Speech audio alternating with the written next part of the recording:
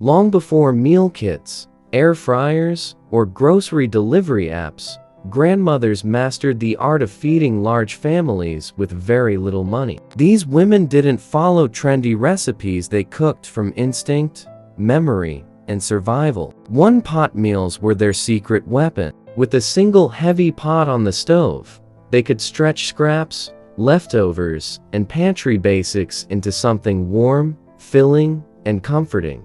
One of the most common one-pot meals Grandma relied on was a simple bean and potato stew. Dried beans were cheap, shelf-stable, and incredibly filling. Grandma would soak them overnight, then simmer them slowly with onions, potatoes, and a bit of pork fat if available. No fancy seasoning, just salt, pepper, and thyme. The result was a thick, hearty stew that could feed a family of 6 or more for pennies. Another budget classic was cabbage and ground meat pot. Cabbage was inexpensive and lasted a long time without refrigeration. A small amount of ground beef, or sometimes no meat at all, was browned in the pot. Then chopped cabbage, onions, and water were added. As it cooked down, the cabbage absorbed flavor and volume increased, making it look like far more food than what went in. Grandmas also knew how to turn leftover bones into meals. Chicken backs, necks, or soup bones were simmered all day to make a rich broth. Into that pot went rice, barley, or noodles. Even a single carrot or onion could transform plain water into something that tasted like care and effort. Nothing was wasted. One-pot tomato rice was another staple in tight times. A little oil, a bit of onion, canned tomatoes, rice, and water all cooked together until the rice absorbed everything. It was cheap, fast, and could be eaten for breakfast, lunch, or dinner. Sometimes Grandma would crack an egg on top near the end to add protein without spending much. What made these meals special wasn't just the ingredients, it was the method. Slow cooking allowed flavors to build. Covering the pot trapped heat and moisture, preventing waste. Every spoonful was designed to satisfy hunger, not impress guests. These recipes weren't written down. They were passed through watching and helping in the kitchen. Measurements were a handful, until it looks right, or enough for everyone. That flexibility is what made them perfect for hard times. In an era where food prices keep rising, Grandma's one-pot wisdom matters more than ever. These meals prove you don't need expensive ingredients to feed your family, while you need patience, simplicity, and respect for food. This batch reminds us that survival cooking isn't about deprivation. It's about resilience, creativity, and love served from one humble pot. Another secret Grandma always knew was that pasta could feed a family far beyond its cost, especially when cooked in one pot. Long before one-pot pasta became trendy online, grandmothers were already doing it out of necessity. A small amount of pasta, cooked directly in a seasoned liquid, absorbed flavor and stretched portions without needing extra sauces or side dishes. One classic example was a simple macaroni pot. Grandma would start with onions sautéed in a bit of oil or bacon grease. Then she'd add water, salt, and sometimes a spoon of tomato paste if it was available. Dry macaroni went straight into the pot. As it cooked, the starch thickened the liquid into a sauce-like consistency. It wasn't fancy, but it was warm, filling, and comforting, exactly what a hungry family needed. Potatoes were another budget miracle ingredient. A single pot of potato and onion hash could feed everyone at the table. Grandma would cube potatoes, add onions, salt, and water, then let them cook until soft. If there was a leftover sausage, hot dog, or bit of salt pork, it went in. If not, the dish still worked. The potatoes carried the meal. Rice-based one-pot meals were just as common. Rice was cheap, filling, and forgiving. Grandma often made rice with lentils or split peas. Simmer together until creamy. This provided protein without meat, which was important when money was tight. A bay leaf or garlic clove added depth, but nothing was required beyond basics. Grandma also relied heavily on seasonal vegetables. Whatever was cheapest or growing locally went into the pot. Zucchini, squash, carrots, turnips cut up and simmered together with grains or beans. These weren't recipes in the modern sense. They were solutions. One underrated one-pot meal was leftover gravy stew. Any gravy from a previous meal, chicken, beef, or even vegetable, was saved. The next day, Grandma would add water to stretch it, then throw in potatoes, rice, or bread chunks. This transformed scraps into a brand new meal without waste. Eggs also played a key role in tight budget cooking. In many one-pot dishes, Grandma would crack eggs directly into the simmering pot near the end. This added protein and richness without the cost of meat. Sometimes the eggs were stirred in. Other times they were left whole and spooned out individually. What modern cooks often miss is how intentional these meals were. Every step served a purpose: reduce fuel use, minimize dishes, maximize calories, and ensure no one went to bed hungry. Cooking everything in one pot also meant easier cleanup, important when families were large and water had to be conserved. These meals weren't bland. Despite simple ingredients, time did the work. Slow simmering allowed flavors to develop naturally. Hunger also sharpened appreciation. When food is earned through effort, it tastes better. Grandma's one-pot recipes weren't about trends or presentation. They were about survival with dignity. They fed families during hard times, wars, depressions, job losses, and they still work today. Batch 2 shows us that feeding a family on a tight budget isn't about sacrifice. It's about wisdom passed down quietly, one pot at a time. Grandma also believed strongly in beans as the backbone of affordable family meals. Beans were cheap, filling, and could sit on the stove all day without much attention. One large pot of beans could easily feed a family for 2 or even 3 meals, each tasting slightly different depending on how it was reused.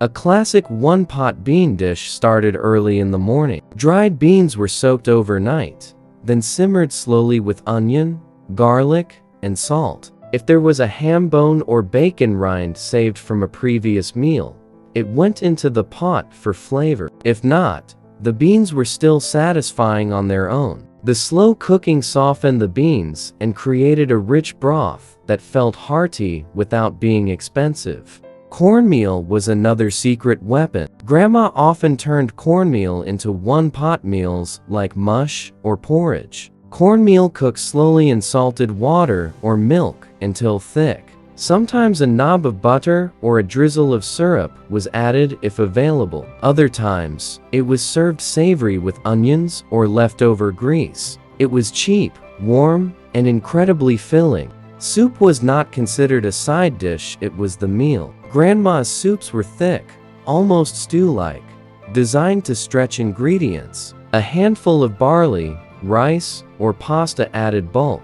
Vegetables were chopped small so every spoonful felt generous. Even a small amount of meat could flavor an entire pot when cooked slowly. Cabbage was especially popular because it was inexpensive and lasted a long time. A one-pot cabbage meal often included potatoes and onions, simmered together until tender. If sausage or bacon was on hand, a little went a long way. If not, salt and pepper carried the dish. Cabbage absorbed flavor beautifully and made meals feel substantial. Another forgotten one-pot meal was bread soup. Stale bread was never thrown away. Instead, Grandma tore it into chunks and simmered it in water or broth with onions and herbs. The bread thickened the liquid into something comforting and filling. In some homes, a beaten egg was stirred in at the end to enrich it further. Grandma also used simple spices wisely. She didn't have a full spice rack,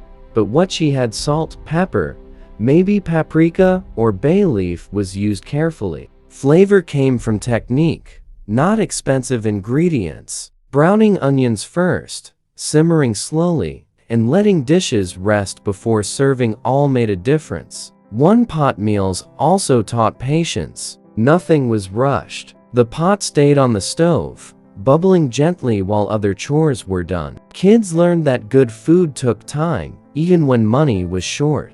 These recipes weren't written down. They lived in memory and instinct. Measurements were done by eye, by feel, by experience. Grandma knew when something was ready just by the smell. In today's world of fast food and expensive groceries, these one-pot meals feel almost revolutionary. They prove that feeding a family well doesn't require luxury, just knowledge and care. Batch 3 reminds us that Grandma's cooking was never about being poor. It was about being resourceful. Every ingredient had a job. Every pot had a purpose. And every meal meant family gathered together, no matter how tight the budget was. Another thing Grandma understood better than anyone was how to turn the cheapest cuts of food into something satisfying. While modern cooking often ignores these ingredients, grandmothers built entire meals around them. One-pot cooking allowed tough, inexpensive items to soften slowly and release flavor over time. One common example was a simple chicken pot made from parts others didn't want. Chicken backs, wings, necks, or gizzards were far cheaper than whole birds. Grandma would put them all into one pot with water, onions, and salt, then let everything simmer for hours. As the meat softened, it released richness into the broth. Toward the end, potatoes, rice, or noodles were added, turning the pot into a full meal. Grandma also knew how to use canned foods wisely. A single can of tomatoes could transform plain starches into something comforting. One-pot tomato potato stew was a favorite in many homes. Potatoes were cubed, onions sauteed lightly, and canned tomatoes added with water. The acidity of the tomatoes balanced the starch, creating a filling dish that tasted far richer than its cost. Leftover vegetables were never wasted. Anything that looked tired, soft carrots, wilted greens, last bits of celery went into a vegetable pot. Grandma believed vegetables didn't have to look perfect to taste good. Chopped small and simmered slowly, they blended into a nourishing meal. Sometimes a spoon of flour was stirred in to thicken the broth, making it feel more substantial. One-pot dumpling meals were another budget secret. Grandma would simmer broth or vegetables, then drop spoonfuls of simple dough directly into the pot. These dumplings cooked in the liquid, absorbing flavor while thickening the stew. Flour, water, and salt were all that was needed. The dumplings filled stomachs fast and made the meal feel generous. Milk-based one-pot meals also appeared when dairy was affordable. Grandma made simple milk soups with potatoes or pasta, seasoned lightly with salt and pepper. These dishes were mild, comforting, and especially popular for children. When milk was scarce, water was used instead. Flexibility was key. Grandma also knew that timing mattered.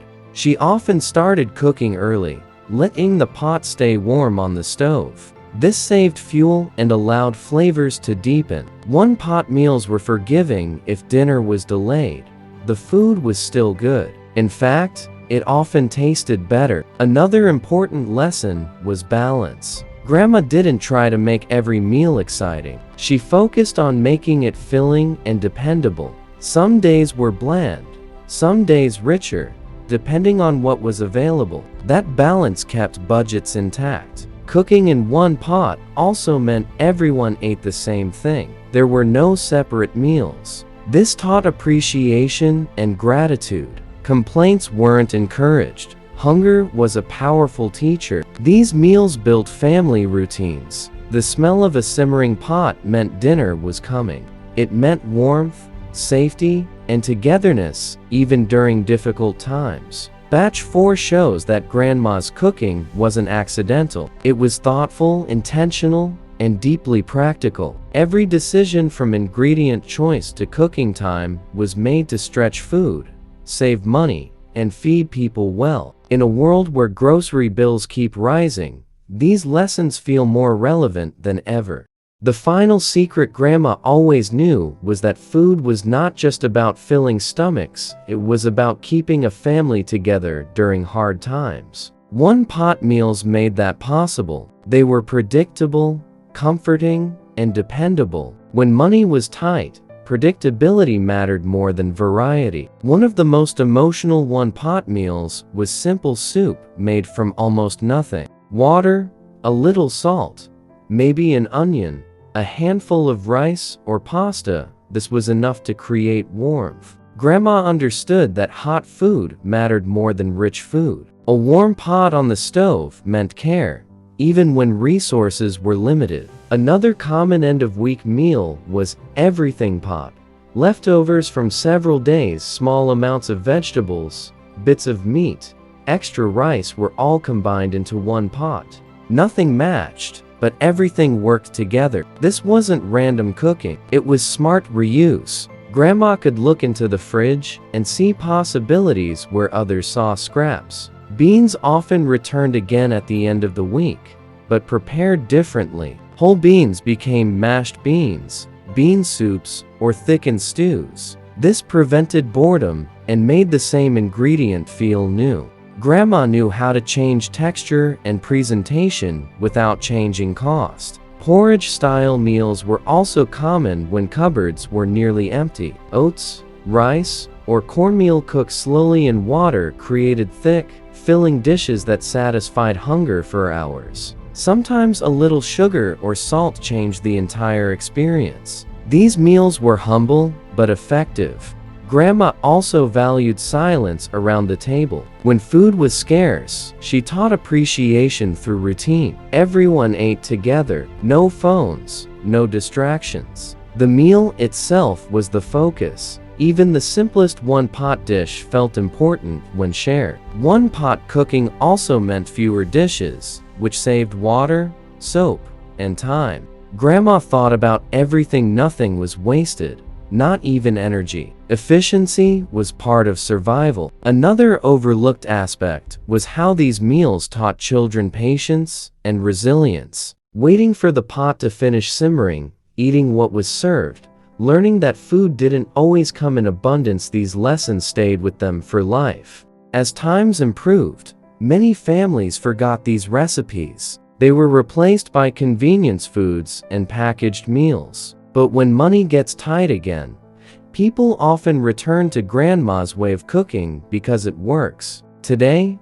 these one-pot recipes are more than nostalgic memories. They are practical solutions. Rising grocery prices, busy lives, and the need to feed families affordably make Grandma's wisdom relevant again. These meals prove that you don't need expensive ingredients, fancy tools, or complicated instructions. You need a pot, basic food, and the willingness to cook slowly and thoughtfully. Grandma never called it budget cooking. To her, it was just cooking. Feeding her family was her priority, and one-pot meals were her quiet, powerful solution. These secret recipes didn't come from cookbooks. They came from experience, hardship, and love. And they still have the power to feed families today, just like they did generations ago. If you found value in these real, budget-friendly one-pot meals, like the video, subscribe for more practical food history and family cooking, and comment below if any of these recipes remind you of your own grandma.